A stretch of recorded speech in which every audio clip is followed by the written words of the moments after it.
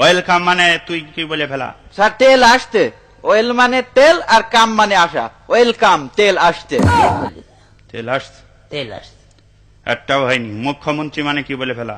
মুখ্যমন্ত্রী, হ্যাঁ, মুখ্যমন্ত্রী মানে যে মন্ত্রী কিছু জানে না, অশিক্ষিত, সেই হচ্ছে মুখ্যমন্ত্রী। মানে মানে আবার কি? আপনি তো সেদিন বললেন যে তোরা পড়াশোনা করিস নি, মুখ্যই থাকবে।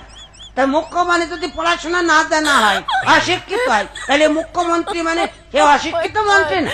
এই বুঝেছ তুমি? হ্যাঁ, আচ্ছা যাকে যাক, আকলি বল, অনু মানে কি?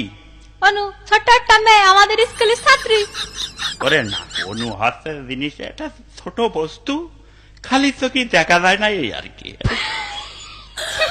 কৃষি কামড়ান ও আল্লাহ, অনু ছোট, খালি চোখে দেখা যায় না। না, এক ক্লাস 3 পড়ে অনু, সামনের বেঞ্চিতে বসে থাকে ডেলি আইছে। আমরা সবাই খালি চোখে দেখি, আর আপনি বলছেন খালি চোখে দেখা যায় না।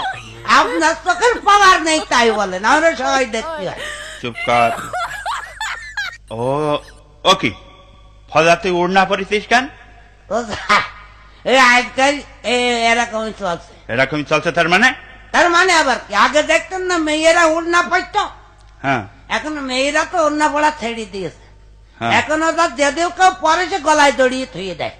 এই জন্য কোম্পানি দেখলি এতগুলো উড়না তৈরি করলাম, এ নষ্ট হবে, এই জন্য ওরা নতুন এক ফ্যাশন বের করে দিয়েছে, বুঝেছে, পুরুষই উড়না পরবে। বললো হ্যাঁ হ্যাঁ হ্যাঁ, ছেলেটা পড়তে দেখ। হ্যাঁ, পাঞ্জাবির সাথে